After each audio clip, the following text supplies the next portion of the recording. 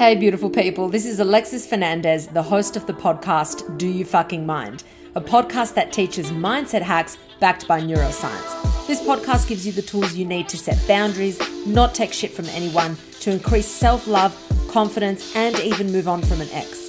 I'm also going to teach you how to rewrite hardwired negative self-beliefs. And if you like going deeper into science, I even delve into what effects drugs and neurotransmitters have on your brain. So if you're okay with getting a little bit of tough love and the occasional swear word peppered in there, then this podcast is for you. Join me at the Do You Fucking Mind podcast, mindset hacks for a badass life. Hey everyone, today's guest and co-host is the lovely and talented Elisha Cuthbert. Elisha and I talk about her kids, the blind date that led to the kids, being married to an athlete, what it takes to deliver a believable scream, following the rules or not, deal breakers, and a lot more. First to call in for unqualified advice is Anjelica, whose friend and coworker is bringing down their workplace with constant negativity. Anjelica wonders if there's a way to help before the friend loses her job. Next is Simone, who, after a surprise breakup, is having a hard time moving on from her ex. To make matters worse, he keeps texting her. Thank you for listening to Unqualified and being a part of our community. If you like the show, please leave us a review or tell a friend. If you have a question and would like to talk with us, just look for the link at unqualified.com. Ladies and gentlemen, you are listening to Unqualified with your host, Anna Faris.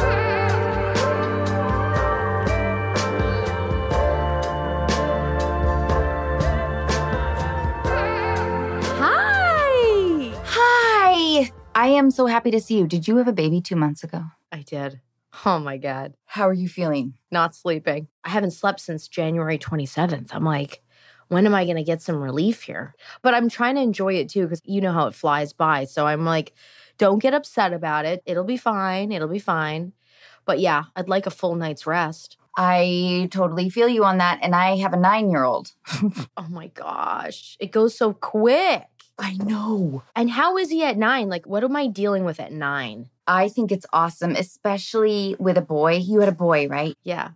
They're hysterical. They're funny, right? And totally adoring. Oh. Okay, so they're still like love mommy, the whole thing. Totally. Oh, good. Your boy is just going to be like snuggling up to you. Oh, that's and good. Just like, Mommy, you're so beautiful. I love you so much. Oh, because my daughter's like 4.5 and she's getting sassy already.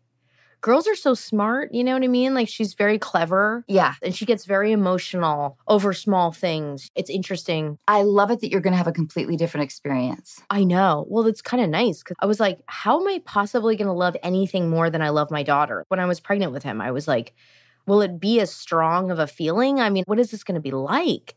And then, of course, it is. But the great thing is that because he's a boy, they're on totally separate pages. So I feel like it's good. Trucks are weirdly going to be a part of your life. Oh, trucks? Yeah, I don't know what that is. I really don't love the idea that we're sort of gender pre-programmed in any way. Yeah, but it is. Truly, for like 3 or 4 years when the garbage truck came, it was like, yeah. It's like major. And it's so funny you say that because when the garbage truck recycling comes on Fridays, I remember saying to my daughter, like, Sapphire, come on outside. The truck's here. And she'd go, huh? You know, and I feel like that's going to be like a totally different experience with Fable. He'll be like, yeah, this is amazing. Did you shoot the Cellar when you were pregnant? No, I found out I was pregnant on another movie. But I shot The Cellar, and it's come out late because we shot it in 2020, right before Christmas at the like height of the pandemic and pre-vaccinations. So it was sort of like testing every day, living in a bubble, 2 weeks quarantine prior to shooting. We were in the middle of Ireland. It was like such a wild experience to be away from my family, and I couldn't bring anyone with me because of travel bans and things like that. I don't even know how I got there, to be honest. I was like, how did we end up making this movie? It's such a wild thing to conceive and to think about because what we were up against, you know, with the pandemic. But yeah. And then I ended up in June going to Georgia and shooting a movie with Josh Duhamel. And I thought I had COVID. then tested and I was not. But then I went, oh my gosh, wait a second. Am I pregnant? And I found out I was pregnant. I was like, oh my God. So then I was probably about 5 weeks pregnant. So I didn't say anything because I thought, really early in the process here, and spoke to my husband and I just said, we'll see how this goes, and finished the movie like 2-3 weeks later, got back home and then just hunkered down and was pregnant mom for the next 9 months. It was crazy. Did the isolation factor and the COVID stress during the shooting of The Cellar sort of work to your advantage? Yeah, I mean, the producers were really great about keeping the stress of that away from us as the actors, which was really amazing. And I give them all props and credit for that. But what was really great and what we did use to our advantage was the fact that we were all isolating in this bubble as a cast and a crew. So there was this real feeling of everyone very much honed in only on the project. There was not even anything open to go do after hours from work. Like, it was literally this movie 24/7 for the next 7 weeks. There was not one pub available to go drink at in Ireland. Everything was shut down. But yeah, I think it did. I think it helped us really focus in and put our best work forward. And Abby Fitz, who plays my daughter in the film, it was interesting to see her and Dylan, who plays my son Steven in the movie, have to be in this sort of film world bubble as well, because they're kids, right? They're young adults, but they were excited to be there. It was fun. It's a horror film, so it's always like action-y and exciting, and we were staying at this old house, and it was really fun. Will you tell us a little bit about the movie? Yeah, so basically The Cellar is a horror film genre movie about a woman named Kira Woods who acquires this old, scary house. She doesn't realize it's scary until they move in, but her daughter goes missing. And in the process, she has to convince her husband to go on this sort of wild chase to find her. And it takes some interesting turns in that she realizes that the house has got some sort of dark evil connected to it. And yeah, it's really just a mother's journey to save her daughter. I don't know if you had this experience, but I did. And I feel like a lot of actresses back in the day had this experience where you are at an audition and you hear everyone screaming. And you're like, shit, that scream was good. Screaming is actually a very hard skill. I know. Isn't it difficult to make a scream? You have to really go for it. You got to let it rip. Like, you cannot hold back. And it's so embarrassing. I know. It's so embarrassing. But, it's funny when I'm on the film, like, I'm dreading those scenes, but I have to put myself in a place where I go, fuck it, you got to go for it.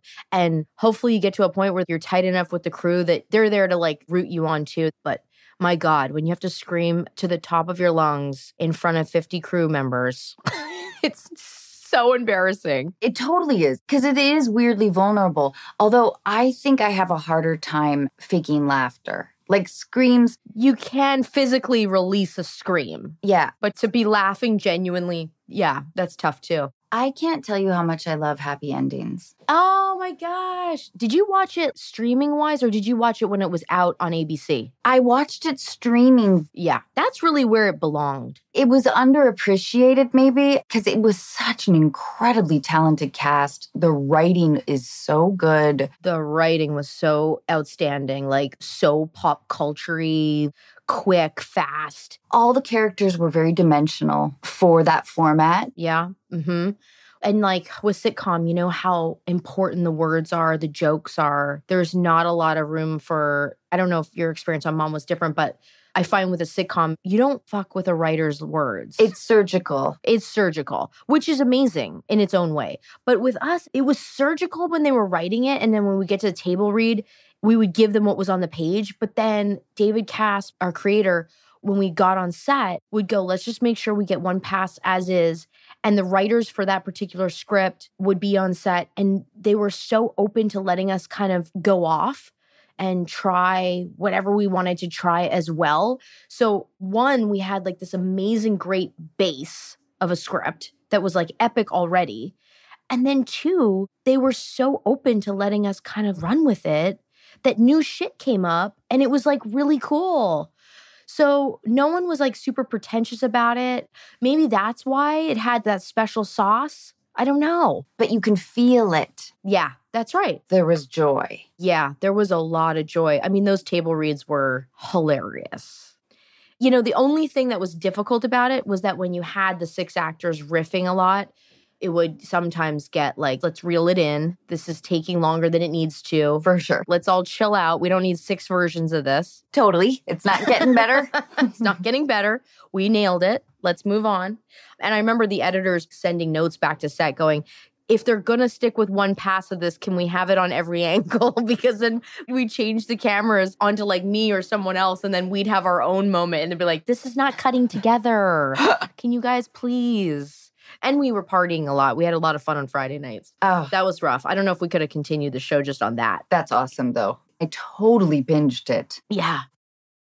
Elisha, a long time ago, I made this list of men in professions that you should not date. Okay. Magician, musician, Musician second. Wow. athlete, Okay. chef. Yeah. So the athlete thing was less about the infidelity because that, Stereotypical. Yeah. yeah, but more about, do you need to nurture them through the pain of like a loss or an injury? Yeah. I think every athlete is different. So I can't speak on, you know, hockey players as a whole group, but 9 years married to a professional hockey player. He's retired now, but he played for 15 years.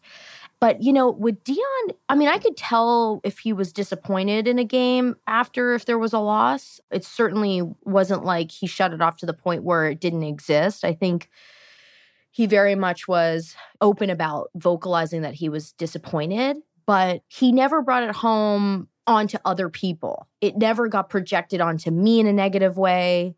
It never got projected onto our child in a negative way.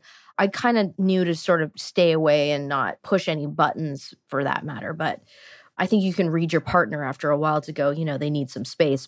But no, he was so good at dealing with it on his own and in his own mind. And I think tried to process the loss and go, what can I do better the next time? And that was a personal thing for him. Those qualities made him the captain. Yeah, he's just a natural born leader. Like, it's funny. We're both the oldest of our siblings. Then the two of us together is like major older sibling energy in our house. And it's always like, we always want to plan the holidays. We always want to be organizing Christmas dinner. We want to make sure all the families, like super first child syndrome over here. I love it that you recognize that. Oh, yeah. I only have an older brother, but I am definitely the stereotype of The baby of the family. Yeah, Yeah. for sure. Like, I don't have to do anything. Exactly. I'm like, I have to organize everyone's life and make sure everyone's okay. And Dion is the same. I would think that would be rough because for me, expectations are just low. And mine are like through the roof. I think the last like 5 years, I've sort of started to work on that for myself to kind of dial back. My expectations are so high. You really have to be aware of this, that you're doing this, that you're constantly wanting everyone to be happy and together and organized and sorted. You got to let that shit go. How insightful of you. I think because it was getting in my way. I think I was just wanting these perfect relationships with my siblings, with everyone in my life. And it was like, why are you putting so much pressure on yourself? So I've really started organizing that part of my life. Would you tell us how you met your husband? Oh, yeah. We met on a blind date. This was February of 2008, and there was no Instagram. So I could technically Google him. I mean, it was pretty clear that he knew who I was because we had mutual friends that wanted to set us up. And for whatever reason, they thought that he and I would hit it off. And I thought, well, this is crazy. Blind date. This is what it's come to. But you know what? Looking back, thank God, because I can't imagine what it's like to date today. I know. Not only to Google, but like to have profiles and curated Facebook pages. And like this could never happen now. But anyway, we met at a restaurant in LA. He was still playing for the Flames, but he had a game in town. And I think he had a day off right after. Anyway, we met for dinner. And we hit it off and we never stopped talking since that day. We were just sort of inseparable and we had to do long distance for a really long time. But I didn't mind it. I mean, I kind of felt like it was good because he was busy, I was busy. We were making time to see each other. And it just sort of grew from there. And I remember being on Happy Endings, and we had been dating for like 4 years at this point. And Casey Wilson was like, when is this guy going to propose? What is this guy doing? What's he waiting for? You've been together for 4 years. What's his problem? And I was just like, listen, if I'm going to be with this guy forever, why am I rushing this? I'm like, Casey, it's fine. She goes, no, he needs to put a ring on your finger. This is absurd. We ended up getting engaged. I was 30, which was perfect. It was great. We had our daughter at 35, and now our son, I'm just about to be 40. Yikes. 40s are awesome. You know what? I'm really excited. I'm excited to be a young 40-something instead of an older 30-something. Each decade has been an improvement. Will you tell us about a heartbreak in your life?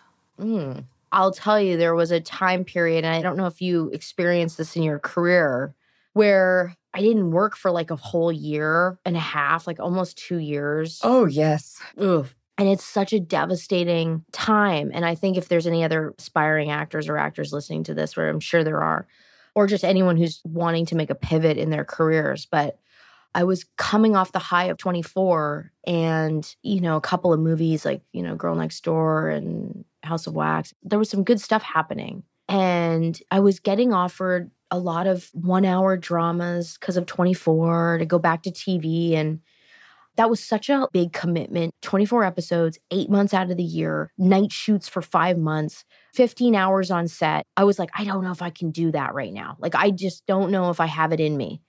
And so I really wanted to do comedy. That's what I wanted to do. And I just thought, this will be easy. I'll just find something that's comedic and go for it.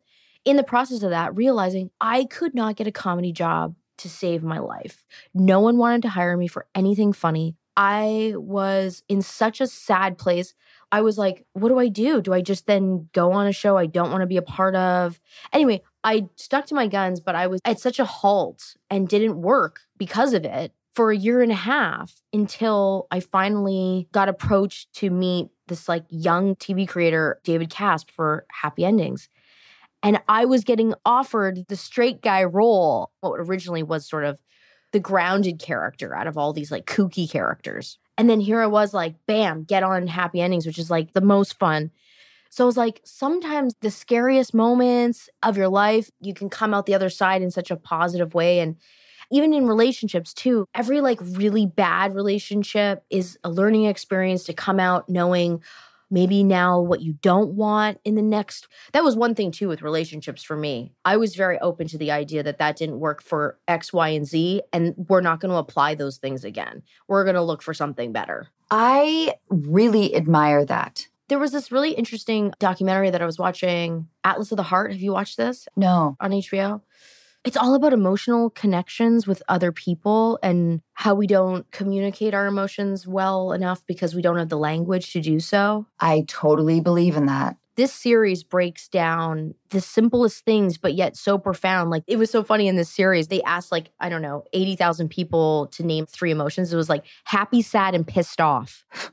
Those were the 3 emotional words that everyone was using. And it was like, if we don't understand our own emotions, we can't have a healthy relationship with someone else in a way that we should. It's a very interesting series. You should check it out. It's really good. I will. I love that kind of shit. Okay, can I ask you some deal breakers? Oh, yeah, the deal breakers. Yeah. Yeah, bring it. You have to imagine that you're single, childless. Yeah. So these are my red flags. Yeah. Okay. You're on a first date. Mm-hmm. Your date believes they were abducted by aliens when they were younger. That's not a deal breaker for me because this is hilarious. Okay.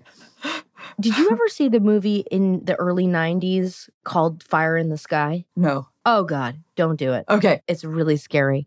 But it's based on a true story about a guy who gets abducted by aliens. I mean, it's legit.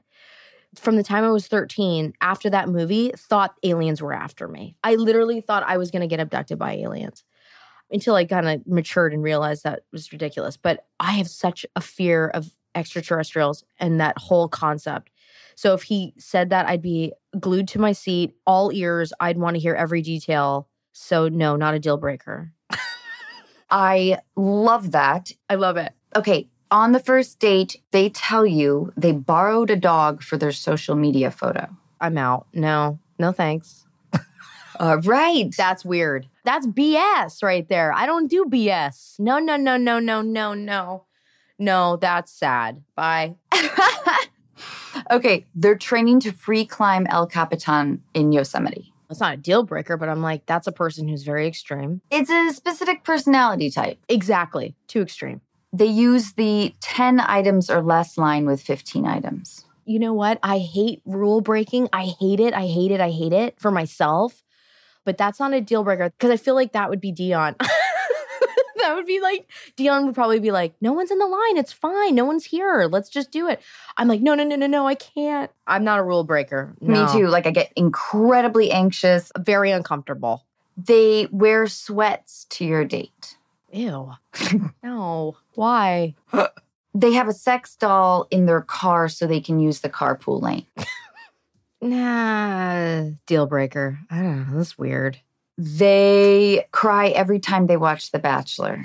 First of all, watching The Bachelor is a deal breaker for me. Really? I don't like it. Oh, Elisha. I know. I'm sorry. No, it's like a cultural fascination. You have to embrace that idea. I know. Listen, when I was working on the ranch, Ashton Kutcher and Mila, they were obsessed with that show. And I was like, okay, maybe I'll go home. I'm going to give it a shot. I'm going to watch it this week. So when I get to set, I'll be in the cool kid crew. So I turned it on and I went, yeah, I'm out. I didn't even make it to the first commercial break. I just couldn't do it. I don't like the idea of like, you get your pick of 15 women. It's just so wacky. What is this? This doesn't make sense to me. It's so wacky. But for me, I like the duplicity. Okay. There's a lot of talk about the journey of love. There's a lot of talk about like they think they could fall in love. Right. I guess I just never bought into it all. I should probably go in with a silly, lighthearted. Yeah. Yeah. Okay, now we're going to talk with Anjelica.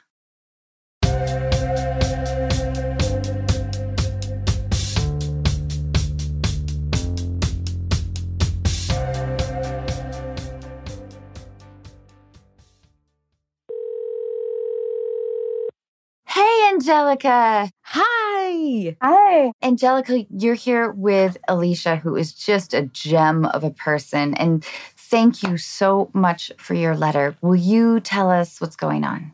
Yeah. So I work at this small restaurant in a mountain town. There's a small crew of people. We're pretty tight. We get along with the front of the house, the back of the house. I work in the front of the house. And most of the staff there has been there for a short amount of time, about a year or two. And there is one person that's been there for about 10 years. And she's seen a lot of people come and go. And so I think she's seen a lot of highs and lows. And recently, at least since I've been working there, she's been pretty negative about a lot of components in the restaurant, like how it's run. She tends to be a little bit snarky about coworkers, people who are in upper management. And this sort of permeates into the shift. So whenever you approach her, she tends to throw some sort of negativism into the conversation. And I find that to be pretty exhausting and awkward because it obviously can affect moods within the restaurant, including my own. So other people have also sensed this energy with her too. And on the flip side, she's also really wonderful. She's charismatic. She has a lot of personality. She's charming. She's witty. She's wry. And so I struggle with the fact that I like this person, but I also find her at work to be pretty toxic. I mean, I do end up walking away from these conversations a lot and just sort of let them go and try to change the subject. But I also find that kind of energy really does affect the group. It affects my night sometimes where I'm like, can we please just not go in that direction? I also don't want to aggravate her too much. Like I have to work with this person in professional proximity. So I wonder if you've ever experienced this and how you've dealt with people like this, basically. Not well. I know. It is so tough when someone is like fucking with the vibe. And if you have to walk on eggshells around them because they're unpredictable, if they're creating drama, anybody who requires delicacy or like That much attention. Yeah. Yeah. You write, I think, in your letter that you are an assistant manager. Right. So that position just actually changed. I stepped down by choice. It wasn't really my vibe anymore. I was just feeling a little bit too much pressure. So now she's more of a coworker. Okay. And who else notices this? I think that everybody notices it to a certain extent. And a lot of people just kind of accept it as part of her personality. Because like I said, she is charismatic. She's really lovely sometimes, when she's outside of the work, when she's in a great mood. But like, again, every conversation kind of comes back to some sort of negative component about the restaurant. I love it that you are so generous with her. Oh, thanks. Yeah. Thanks. Right? Yeah. You're giving her credit, which you don't necessarily have to do. You're still finding good qualities. Yeah. Yeah, that says a lot about you. Thanks. Yeah. And you enjoy your job? Yeah, I do. I like my job a lot. I mean, I've only been at this restaurant for a year, but I've been in the industry for pretty much decades at this point. And I do like my job and I don't want to lose it. I don't want her to lose her job either. I just kind of am like, look, girl, if you're not happy here, then maybe you should make a change so that you're happy or accept things for what they are. But again, like, I don't want to ruffle feathers because I have to maintain a professional relationship with this person. Can you give us an example of like what she focuses her negativity on? Is it like customers? Is it coworkers? Is it everything? It's usually upper management and how things are run. We can't get somebody to do this right, or we can't get somebody to do that right, or they ask me to do this and I don't know what they mean, stuff like that. So it's mostly about the organization of the restaurant as a whole. Is that something that's in her job description to be able to sort of delegate or change? Because if it's not, I'd say, listen, don't worry about things that, we can't control. You know what I mean? Like if it's not in her realm to fix, then why is she stressing over it? I think it has to do, again, with how long she's been there. Oh, so like seniority. The 10 years. Yeah, like I just think she's seen so many different versions of the restaurant that she keeps comparing them. And I think that honestly, she may have been there for too long at this point where she's unable to get past things that she can't really control. And she doesn't have like a managerial role or anything like that. No. Are you the one that she leans on? I think that she talks to everybody because everybody kind of hears these things, but we are closer in age. I'm in my 40s. She's in her 40s. Most of the people there are in their like 20s. So I do think that there might be a certain level of confidence, but in all honesty, probably not. She's pretty open about how she feels about things with pretty much everybody. Is she unhappy in her personal life? I don't think so. I mean, I can only tell you what I really see, but I think for the most part, she seems okay. She does talk about how she has a lot of anxiety and she talks about how like she doesn't get a lot of sleep. So I think maybe things just bother her a lot. And this is something that she can't let go of. In your letter, you write that it keeps you awake. That sucks. Yeah. Because you're trying to figure her out. You're racking your brain trying to figure out why she's so negative and all this. But I think sometimes people that take a lot of control or feel they need to be in control are the ones that are suffering from the anxiety, right? Because they think control is a way to help with the anxiety, but really it's not. We're never really in control. It's an interesting thing where maybe when you look at when she starts becoming negative and she starts trying to suggest things and control the situation, you just kind of internalize that she's having a moment, she's having anxiety, and then you can kind of not look at it as a negative thing, but something that she's going through emotionally. I agree with that. And I guess I'm concerned about a confrontation. I don't want to get like upset one day and kind of just get pushed to the brink and be like, look, can we not talk about this anymore? And then it become tense or weird because I do not want to deal with that in my professional realm. Yeah, it's not worth it. Yeah, like again, I feel like I have to breathe too. Right. Yeah. Completely. I was a waitress at an old folks home when I was in college. Man, that was a fucking tough job. Oh, God. $5.25 an hour, no tips. No tips. I was going to say you probably got no tips. Or you got like 25 cents. Granted, there was only like 2 meal options. You probably left like 4 dimes on the table. If you were lucky. Yeah. Are you an older sibling by any chance, Anjelica? Yeah, I am actually. Yes. Yes. There it is. There it is. There it is. That's your need to want to keep everyone cool, calm. Well done. You nailed it, right? Like that's where I have to work on too because I'm like the oldest and that energy just keeps me up at night, just like you're saying. And I had to learn to start letting how other people are reacting and feeling like I cannot internalize that anymore. That's their emotional stuff, be it good or bad. And I really have to let that go because I would get confrontational. I would put my 2 cents in and go, smarten up. And that's really not where you want to go. Because anytime that ever happened, it never came out good on the other side of it for you or her.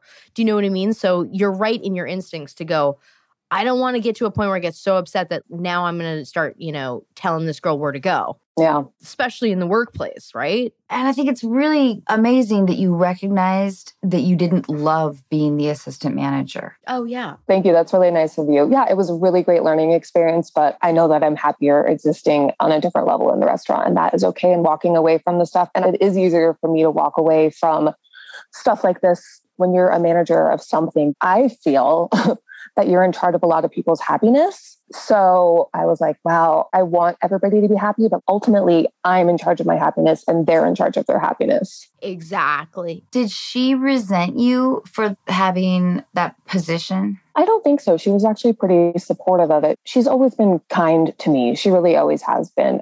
When she starts going off, what do you do to change the conversation?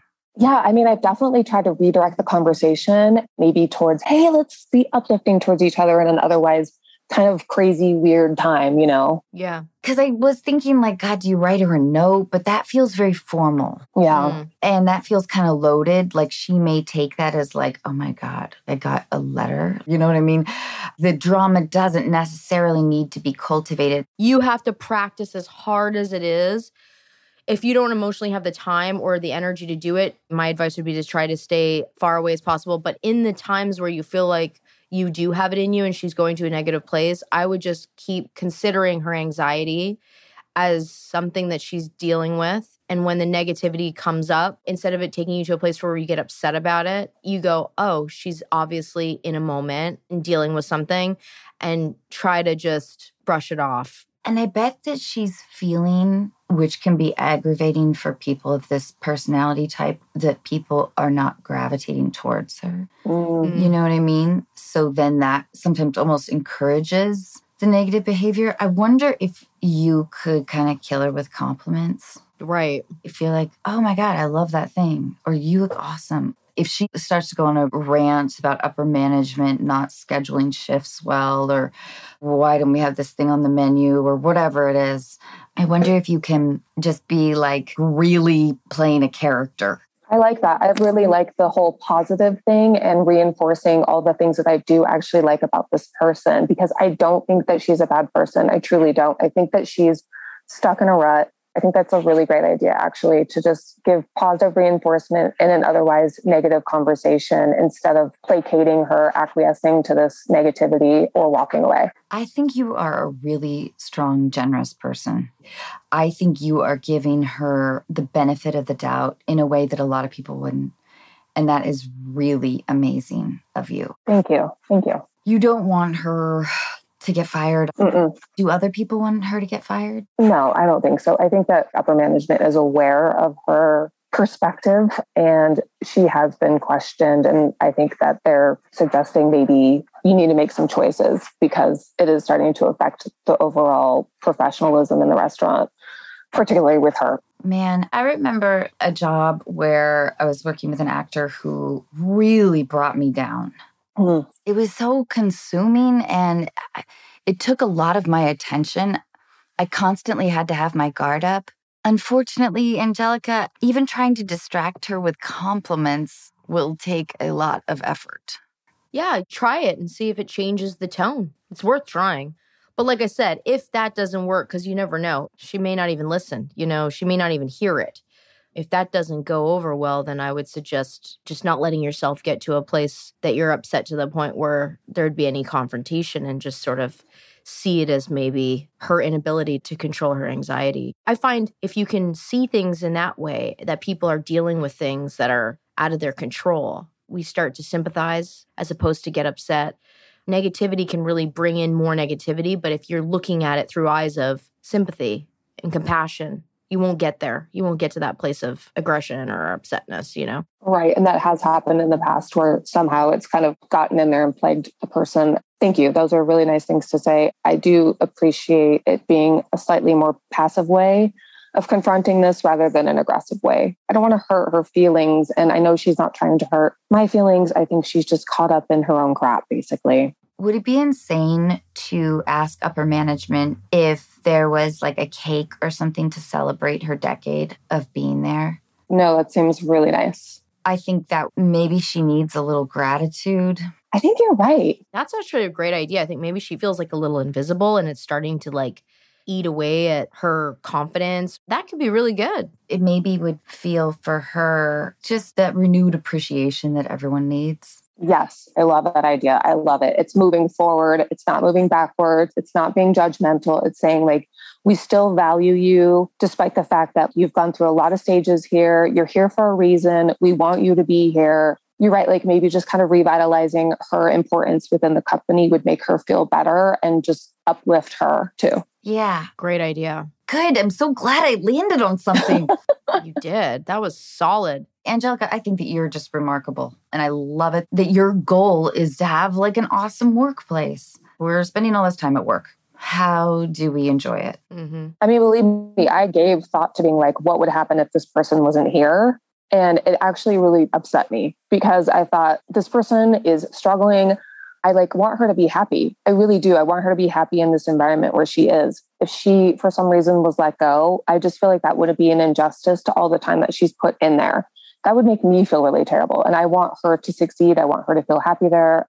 So all this positive reinforcement that you're speaking of really resonates with me personally. Do you think that upper management would be receptive to this, though? Yes, I do think that because I know that they value her as well and they want to see her succeed. The restaurant that I work for, it's really, really awesome. I'm sad that she doesn't see the things that I see, but they are really supportive of keeping people around. So let's do this together. Let's make this work. That's awesome. I really want to go visit an awesome restaurant. Elisha, would you feel like taking a road trip in the next year? I could use a road trip. Yeah, for sure. Thank you so much for listening to everything. I really appreciate your support and your kindness. Thank you for writing. And I really appreciate how thoughtful and empathetic you are. Hopefully that'll keep the negativity out for about a month.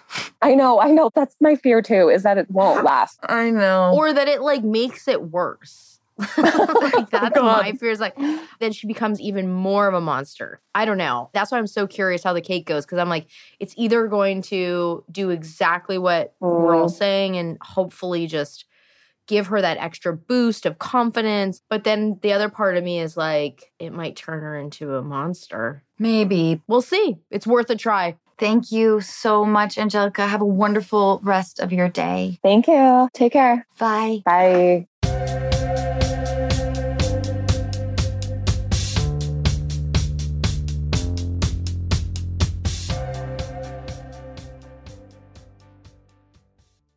Elisha, you give wonderful advice, and you might be right about the backfire. I didn't think about that. No, but you know what? It's good. She was so sweet. I know. She's cool, too. Someday I'll tell you about my coworker. Oh, yeah. I got a few of those as well. I bet. I was going to say, there's no way you're giving them a cake. You'd rather roll over or die than give them a cake. Yeah. Yeah, I would. It's funny, you know, artists, I think, too. It's like you meet some really interesting people and a lot of tortured people. So it can be very interesting work environments that we deal with. But, you know, when you mentioned the cake, you know what I kept thinking about was, have you ever had a birthday on set and they bring out a cake? And I always get so embarrassed. Me too. I'm always like dreading the cake. I don't know. How do you feel about the cake when it's your birthday on set? I don't love it. I love the gesture.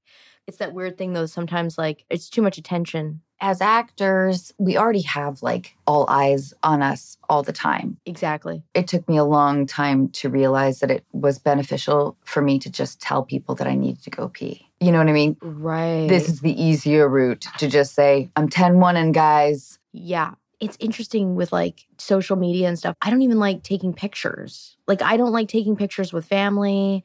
I mean, I do it, but you know, when you go to dinner and it's like, oh, we should capture this. I'm like, I don't need that. I think because on such a daily basis, the energy is always directed towards us in so many ways. Yeah, that extra bit feels indulgent. Completely. Okay, so now we are going to talk with Simone.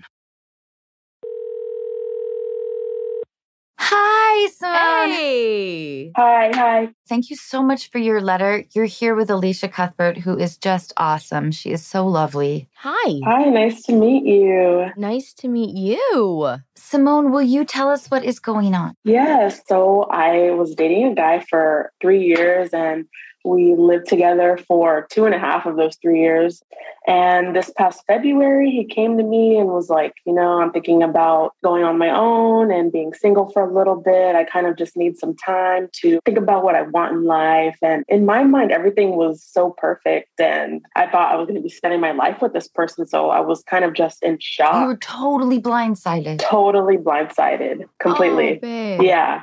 And in my mind, I thought everything was so good. And I guess he was feeling like that for a while now. And I had no idea. So he moved out, and for a while we were still hanging out as if we were still together, but not living together. And then it felt nice in the moment. And then I kind of recently, since I wrote the letter, have stopped talking to him because I feel like I need to move on from that. So I'm just here. It was almost like we were together, but not living together. Oh, man, that is really messing with your emotions. Yeah, it was. So as of this week, I cut it off and we haven't spoken in a week. And that's the longest we haven't talked in our 3 years of being together. How does that feel? It's really hard, but I think it's better this way. I don't feel so confused. Good for you for resisting temptation. That takes a lot. It's hard.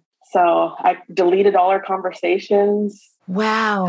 I haven't blocked him, but I deleted everything. I'm going to move out of our apartment that we shared. Good. Yes. Just trying to move on, but I still feel that love for him. So I'm just looking for some insight on how to move on. You're going to feel that love because this was not your decision to cut this off, right? Your feelings are not where his feelings are at. So it's okay to still feel like you're in love with this person. It's going to take a lot of time, and maybe even until, someone else sort of comes along that can kind of occupy that space. Yeah. It's going to be difficult, and allow yourself to be okay with that, right? Yeah. But like we were saying, that takes a lot of strength to not go back to the well. Is he bugging you though? Because I find sometimes like the guy breaks up with you, but then thinks it's okay and that you're emotionally strong enough to like go to lunch. Exactly. What is that? Why do they do that? And it's like, of course, I'm not going to say no. Like, right, because you're in love. Yeah. It was like that for a few weeks. And recently I was like, I don't think I should be doing this, no matter how good it feels in the moment. Exactly. Yeah. I commend you for your strength. When my boyfriend dumped me out of the blue, I stalked him, Simone. I followed him.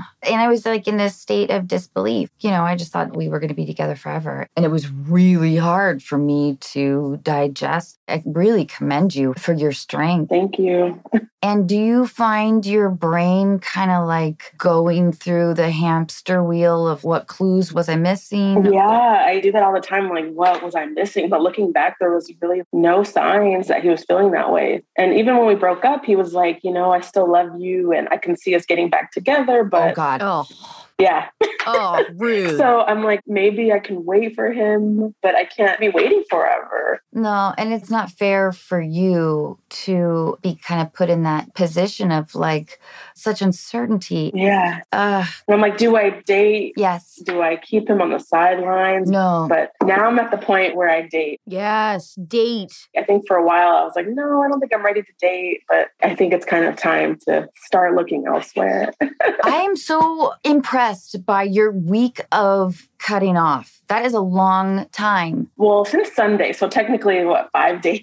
Still. It has felt so long. I know, I bet. If I were in your shoes, I would have to like tell myself all the time, don't text him, don't text him. Yeah, all day, don't text him, don't text him. And on Sunday, I sent him one last final text, like, I'm done for now. And he never responded. That's rough, but it's great. Yeah, exactly. Yeah. Because he's definitely showing his hand. Yeah, you're right. I definitely think boredom and contemplation is the enemy right now and should be suppressed. Yes.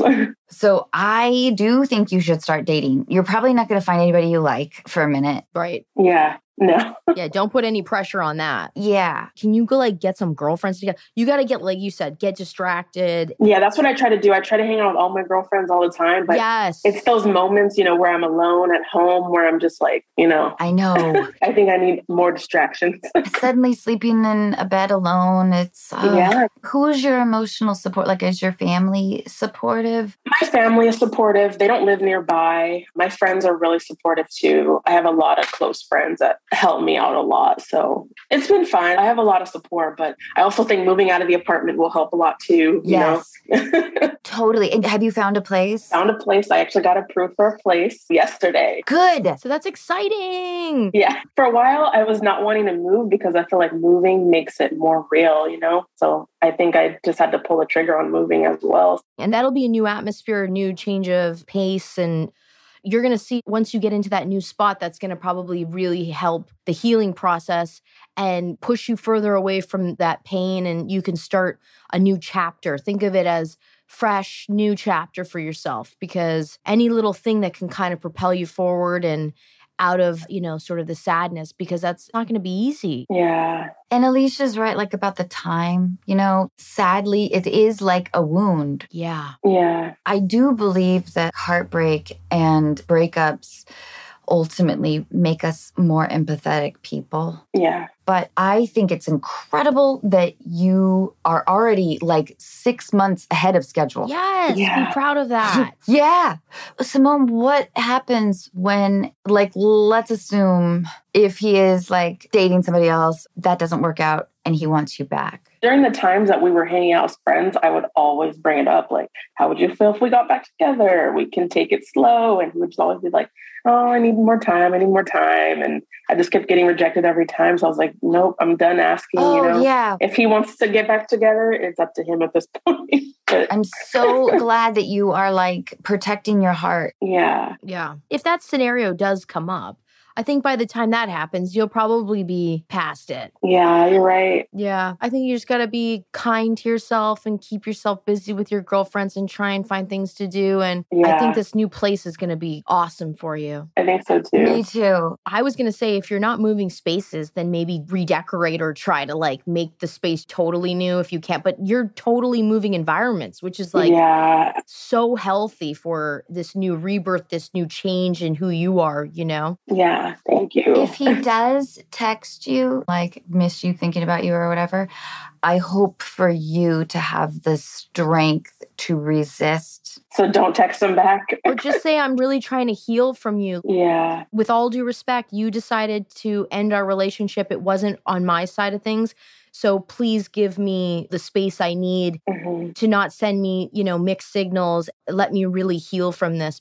Be very transparent. You know what I mean? Yeah. Because the thing is, that happens. And she's right. They want their cake and eat it too. They want to end the relationship, but they love the idea that you're still in love with them. That's right. I would just say, when that moment happens, just be ready to say and be truthful that right now, it's not easy to just be on the friends page with you because I have to get over this. Yeah. And until I'm strong enough for just us being friends, I will circle back to you. Yeah. That's right. For a while, I thought maybe we can be friends, but it doesn't work. No, it's strange, right? Yeah. Yeah, you don't need your heart played with like this. No. Yeah. I'm really excited for this new beginning. Yeah. Even though you felt like he was your best friend and everything, there were clearly things that could have been closer between you two. You know what I mean? And I'm excited for you to find that person that is oh my God, I want to wake up next to you every day. I know. And I think what goes on in my head, I'm like, am I going to find someone that I mesh with as well? Yes. Even better.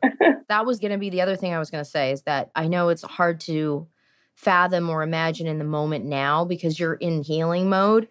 But honestly, I am a real big believer in everything happens for a reason. We don't always understand what the reason is in the moment. Sometimes it's very clear. Yeah. Oh, that's a bad guy. But it's not always clear until later, until you're in this new, healthy, exciting relationship and you go, oh my God, there was so much sort of just mediocre or wrong with that. Yeah. Thank God, this is where I'm at now, So look forward to the excitement of the next relationship because I mean, what's not more exciting than the start of a new relationship, right? Yeah, you're right. That's always the best. It totally is. You need to feel that beautiful euphoria. Everyone should. Yeah. And Simone, you are gorgeous. Yeah, girl. Thank you so much. I love how strong you are and you're like smiling through this hardship, which shows what personal strength you have. And I want someone to be like just worshiping you. I really appreciate that.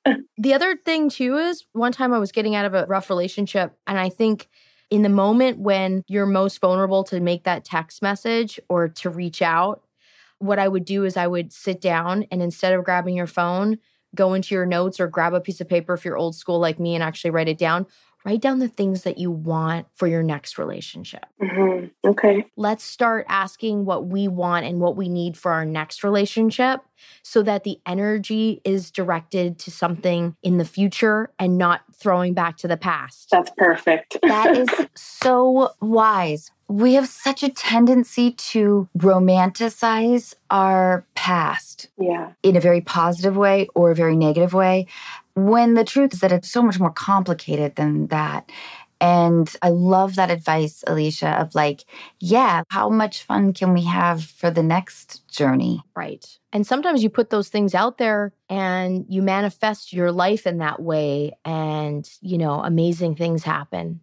And you're really clear going forward. You know, you want someone who's ready to commit. You want someone that's going to be more stable. Like, all of those things. So in that moment of weakness, because it's going to happen, we're all great right now chatting as like, you know, girlfriends doing our thing right now. But like, as soon as we get off the phone, you get back into that space at any point that you start feeling, you know, weak again to maybe answer that text message or maybe reach out or wonder what he's thinking. Like you said, we fantasize about, oh, maybe he's not well. That's right. Exactly. Yeah. So Simone, when you say that he was your best friend and everything, I just want to make sure that you don't over-romanticize the past. You know what I mean? Yeah, you're right. Nurture yourself. You are amazing. And I'm really sorry that this happened so abruptly and like truly the rug being pulled out from under you. I can't begin to tell you how impressed I am about the 5 days. Yes. It doesn't feel that long. Keep it going. Yes. You got this, girl. You got this. Yeah, keep going. You must have a lot of people who really love you for good reasons, you know? Mm-hmm. I do. I really do. Man, you're handling like a champ. Your podcast helps a lot.